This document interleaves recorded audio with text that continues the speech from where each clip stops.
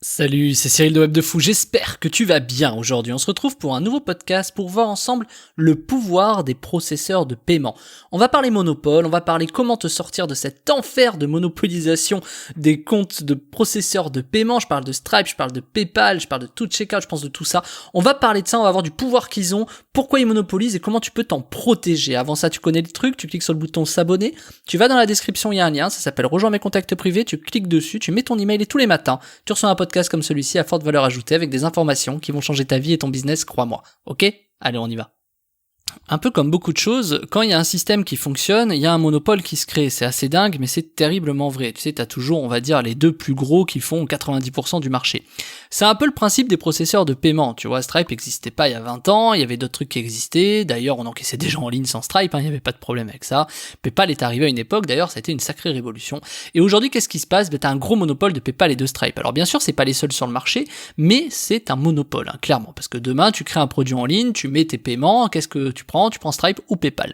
Donc je vais me concentrer sur Stripe parce que beaucoup vont commencer à éviter PayPal, moi le premier pour énormément de raisons, mais Stripe reste quand même un peu le number one, en plus qui est disponible dans beaucoup de pays, donc il est number one mais pas que dans ta ville, tu vois, il est number one dans le monde quasiment, donc d'ailleurs j'ai peut-être des bêtises, il est peut-être pas number, si il est number one je crois dans le monde, donc du coup ce que je veux dire c'est que tu passes forcément par Stripe pour encaisser de l'argent. Donc à partir de là, quand t'as un monopole un peu comme tout, bah faut que tu commences à faire gaffe, tu vois, et c'est souvent ce qu'on te dit, tu vois, autant tu l'appliques sur Facebook, on dit attention, prends pas ton trafic que sur Facebook, sinon le jour où ça tombe, bah t'es dans la merde et t'es emmerdé, quoi. C'est le jour où ton compte il est bloqué, bah tu fais comment, mec? Ah ouais, en effet, bah t'as plus de trafic, tu peux plus faire de vente, t'as plus de nouveaux clients, bref, tu fais comment? Et donc du coup la différence c'est que Facebook, bah ok, mais t'as quand même Insta, alors tu vas me dire c'est Facebook, mais c'est pas son, t'as YouTube, t'as Google, aujourd'hui t'as TikTok, t'as Pinterest, t'as LinkedIn, t'as énormément en fait de facteurs de développement pour ta société et ton business, tu vois. T'as énormément de choses et aujourd'hui, bon bah Facebook, même s'il a un sacré monopole et Google aussi, en attendant, t'as beaucoup de choses différentes, tu vois. Alors que Stripe, si t'as pas Stripe, combien de personnes se sont mangé les dents en disant ok bah je vais essayer un autre processeur de paiement.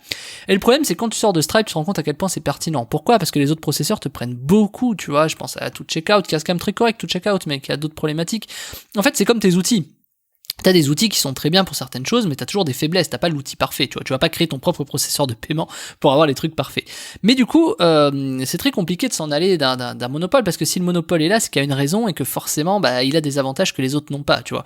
Un peu comme la grande distribution par rapport au commerce de proximité, où ils achètent en gros, ils peuvent faire des prix beaucoup plus bas, tu vois, pour la faire très simple, bien sûr. Mais voilà, donc c'est sûr que, bah, ouais, Carrefour, la grande distri aura toujours les prix les plus bas, tu vois, comparé à ton commerce à côté, qui doit lui marger et survivre, tu vois, pour nourrir sa famille. Donc forcément, c'est un peu pareil quand t'as un monopole, tu vois, Facebook, le coût des publicités, l'algorithme, et encore Google c'est un peu plié à ce qu'a fait Facebook aussi, avec l'espèce de CBO, etc. YouTube commence à faire un peu pareil, enfin Google et YouTube commencent à faire un peu pareil. Donc, quand tu comprends ça, tu te dis, bah, fais chier, quoi. C'est-à-dire, si je me fais fermer mon compte Stripe, je suis mort. Bah, je te le dis tout de suite, oui. Parce qu'en plus, si ta société se fait striker, donc se fait dégager par Stripe, Stripe, ouais, j'en ai chié à dire le mot. Mais si ta société se fait dégager par Stripe, eh ben, tu peux te retrouver vraiment dans la merde. Vraiment, parce que tu peux pas réouvrir de compte comme ça. Ils ont fiché ton numéro sirène, ton numéro de TVA, ton numéro de société, enfin c'est la même chose, ton nom de société, ton adresse email, ils ont même ton passeport du coup, parce que quand tu ouvres un compte, ils te demandent ton passeport à toi. Donc du coup, enfin ton carte d'identité si tu veux. Donc du coup, tu peux être un peu emmerdé en fait, parce que quand t'as un monopole qui te dégage, quand t'as un truc leader qui te dégage, bah faut aller toquer aux autres portes. Et le problème c'est que les autres portes, elles sont beaucoup plus chères, elles sont pas forcément plus qualitatives, et c'est peut-être pas là où finalement t'es content. Par contre, c'est possible que t'y ailles, tu vois. Je pense à tout checkout, je pense à OneFastPring, je pense à énormément de trucs, tu vois, comme ça qui peuvent t'aider. Mais t'as vraiment beaucoup de solutions comme ça. Tout checkout, moi pour vivre à Dubaï, le mec est à Dubaï, donc bon bah forcément c'est une vraie solution à Dubaï par exemple, tout checkout, mais t'as aussi Payoneer, t'as énormément de sujets. En fait, t'as qu'à aller voir sur tes, sur tes trucs pour faire les produits, je sais pas si tu utilises Learnybox, ClickFunnels, Thriftcard, etc. Ils te donnent les solutions de compatibilité.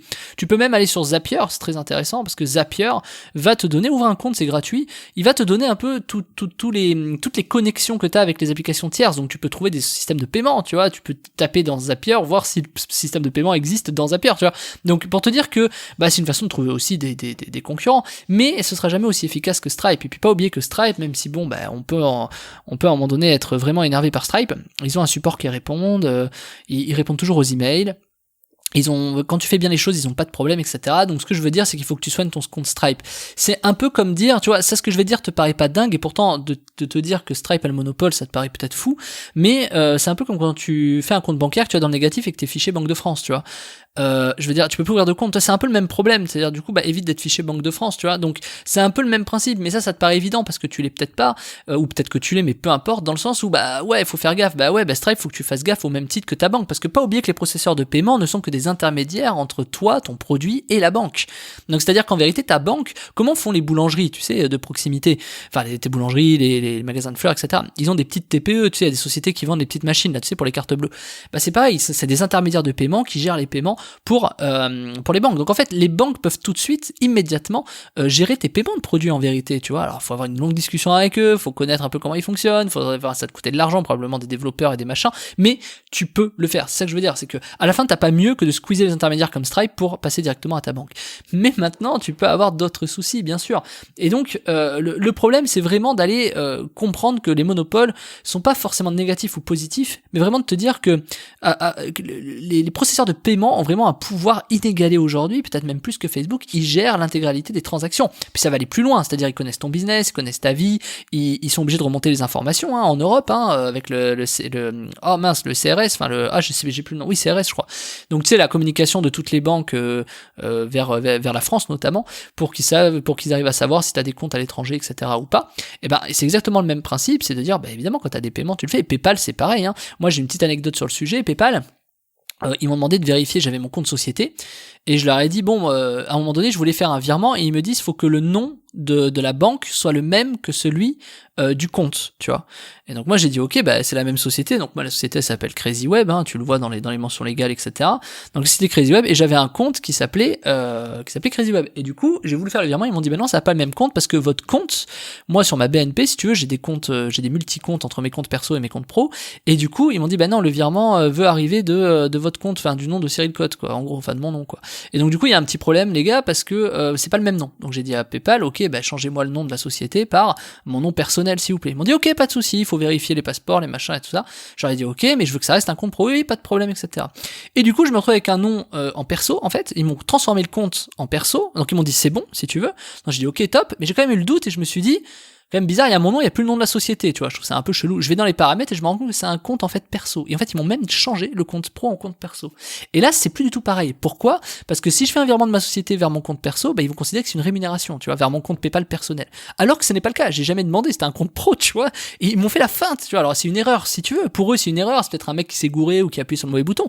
Pour toi, c'est dramatique. C'est comme si c'était une rémunération au lieu que ce soit ton compte pro, tu vois. Ça peut être mais vraiment dramatique, un truc comme ça. Donc du coup, je leur ai dit, ils m'ont dit, désolé, machin, on vous le retransforme en compte pro, et voilà. Et donc du coup j'ai un nom personnel sur mon compte pro qui est mon compte pro, ouais, du coup. Donc tu vois, c'est hyper chelou. Enfin, c'est pour te dire que des fois, il faut faire hyper gaffe à ces sujets-là, parce que eux, à la fin, ils remontent les informations. Si c'est un compte perso, ils remontent les informations à l'endroit. Si c'est des comptes pro, ils remontent les informations à un autre endroit. Donc de toute façon, faut que tu sois hyper vigilant là-dessus. Donc pour te dire que ça, quand tu ouvres un compte qui est ailleurs qu'un monopole comme Stripe ou PayPal, tu sais pas comment ils font. Tu sais pas s'ils vont te communiquer les bonnes informations. T'en sais rien. Et puis en plus, ça se trouve, ils se gourent en appuyant sur un bouton, tu vois. Donc tout ça pour te dire quoi? Qu'il faut que évite en fait d'avoir ton compte Stripe fermé pour éviter d'avoir toutes ces emmerdes, tout simplement. Alors PayPal c'est vachement amélioré, encore que je dis ça, mais ce que je viens de te dire c'est cette année, mais bon, hormis ce petit couac probablement du stagiaire de PayPal, ça a été, c'est pour ça qu'il faut toujours vérifier ce que les gens font. Alors ça, quand t'es patron, tu le sais plus que personne, tu vérifies toujours le travail qui a été fait, c'est capital, hein, parce que pardon, désolé monsieur, j'ai appuyé sur un bouton, ça vous a coûté 3 millions, tu vois, ah merde, tu vois, donc voilà, faut toujours vérifier le taf, mais ça me paraît évident, c'est même pas le sujet de ce podcast. Donc évidemment, le fait d'avoir un compte Stripe fermé, il faut faire hyper attention, et c'est pour ça que je t'explique dans la formation de la semaine comment éviter d'avoir des fermetures de compte Stripe, comment éviter que Stripe te dise merci, on vous bloque le compte. Il y a des solutions qui sont faciles, applicables, il y a des trucs que tu ne fais même pas que tu devrais faire parce que tu lis pas les CGV, que tu lis pas énormément de sujets. Et moi, ce que je t'apprends cette semaine dans la formation qui s'appelle comment éviter la clôture de ton compte Stripe, c'est éviter à tout prix de ne pas faire certaines choses. Je vais t'apprendre toutes les choses que tu dois faire de A à Z, et crois-moi, tu les connais pas toutes, c'est certain. Il faut avoir de l'expérience dans les systèmes bancaires que moi j'ai depuis des années grâce à la rencontre en ligne pour que tu comprennes comment ça fonctionne. Et je t'explique tout ça, je te révèle tout ça. Comment justement éviter d'avoir cette clôture, qu'est-ce qu'il faut que tu fasses, qu'est-ce qu'il faut que tu remplisses, qu'est-ce qu'il faut que tu signes. Il y a des papiers à signer, s'il te plaît, tu l'as probablement pas fait.